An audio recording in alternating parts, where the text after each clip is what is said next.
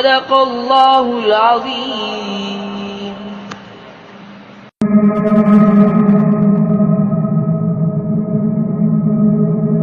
Di kalangan kaum muslimin, khususnya di Nusantara, terdapat kebiasaan yang cukup populer, yaitu mengucapkan Shadaqallahul Azim setiap selesai membaca Al-Quran.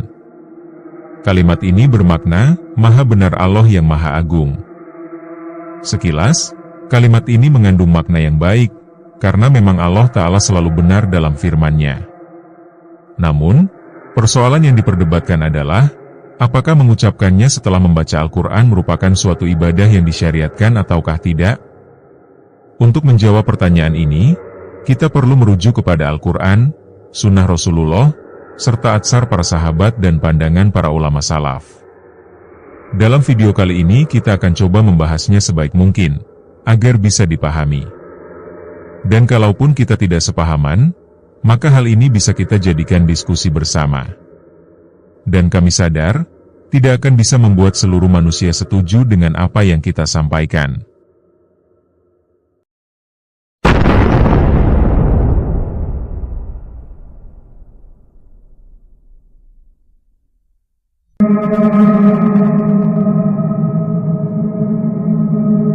Di dalam kitab Al-Quran, tepatnya pada surat An-Nisa ayat 87, di akhir ayat, Allah berfirman yang artinya, dan siapakah yang lebih benar perkataannya daripada Allah? Dan juga pada surat An-Nisa ayat 122, di akhir ayat Allah mengulangi perkataannya yang sama, yaitu, dan siapakah yang lebih benar perkataannya daripada Allah? Ayat-ayat ini menegaskan bahwa Allah Maha Benar dalam segala firman-Nya. Maka, secara makna, ucapan Shadaqallahul Azim memang benar dan tidak salah. Namun, permasalahannya bukan pada kebenaran makna, melainkan, apakah ucapan ini ditetapkan oleh syariat sebagai zikir khusus setelah membaca Al-Quran atau tidak? Sepanjang sepengetahuan kami, tidak ada syariat yang bersumber dari Al-Quran menetapkan ucapan Shadaqallahul Azim sebagai syariat.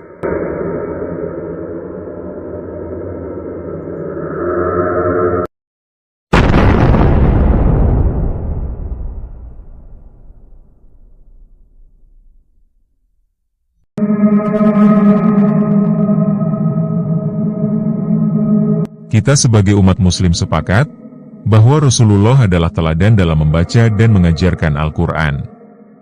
Namun, sampai saat ini tidak ada satupun hadits syahih yang menyebutkan bahwa beliau atau Nabi kita Muhammad, para sahabat, ataupun generasi tabi'in mengucapkan Shadaqallahul Azim setelah membaca Al-Quran.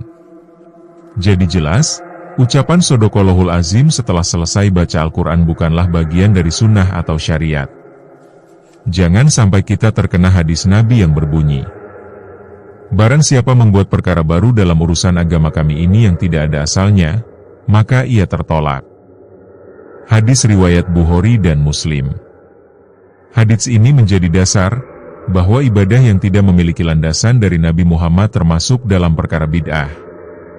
Dan setiap amalan bid'ah tertolak, serta otomatis tidak akan mendapatkan pahala. Pelakunya bahkan diancam masuk neraka. Nauzubillah min zalik.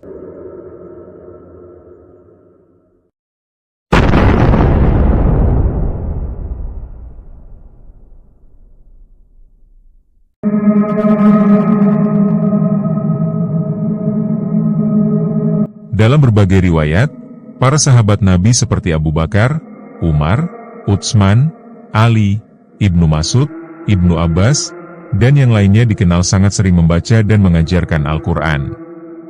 Namun, tidak ada riwayat syahih yang menunjukkan mereka mengucapkan Shadaqallahul Azim setelah selesai membaca Al-Quran.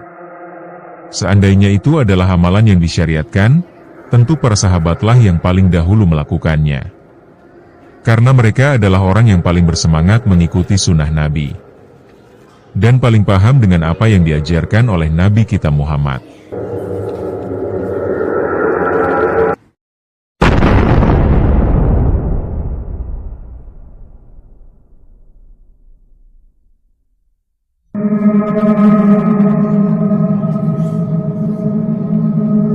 Banyak para ulama salaf yang menjelaskan hukum tentang kebiasaan membaca Shadaqallahul Azim setelah selesai baca Al-Quran, diantaranya yaitu 1.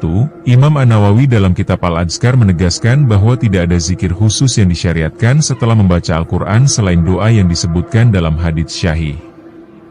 2. Syekhul Islam Ibnu Taimiyah.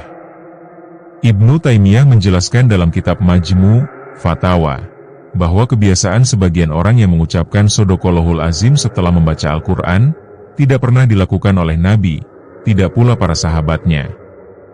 Maka, menganggapnya sebagai bagian dari ibadah adalah bid'ah.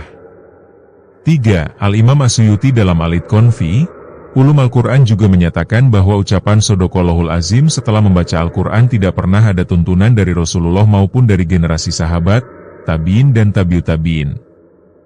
4. Lajnah Daimah Saudi Arabia.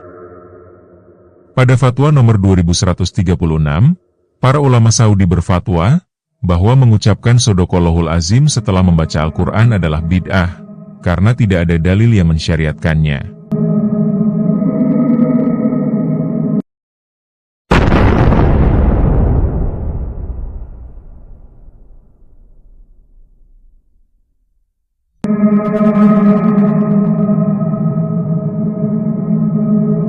Dari keterangan yang sudah kami paparkan, kita bisa mengambil kesimpulan bahwa dari sisi makna, ucapan Shadaqallahul Azim benar, karena Allah memang Maha Benar. Namun, menjadikannya sebagai kebiasaan khusus setiap selesai membaca Al-Quran adalah perkara bid'ah yang tidak ada tuntunannya dari Nabi, maupun para sahabat dan ulama yang terdahulu. Yang disunahkan setelah membaca Al-Quran adalah berdoa, misalnya doa yang terdapat pada hadis yang diriwayatkan oleh Ahmad dan Al-Hakim yang artinya, Ya Allah, jadikanlah Al-Quran sebagai penyejuk hatiku, cahaya dadaku, penghilang kesedihanku, dan penghapus kegelisahanku. Hadis ini disyahihkan Al-Albani. Ucapan Shadaqallahul Azim pada dasarnya memiliki arti baik, tetapi jika dijadikan sebagai ritual khusus setelah membaca Al-Quran, maka termasuk perkara bid'ah yang sebaiknya ditinggalkan. Karena amalan bid'ah tidak akan diterima sebagai amal soleh.